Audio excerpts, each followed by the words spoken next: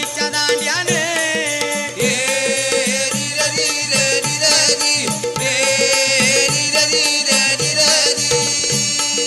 भांडण सोडायला गेला हल्लाई नवरा पळीच्या दांड्याने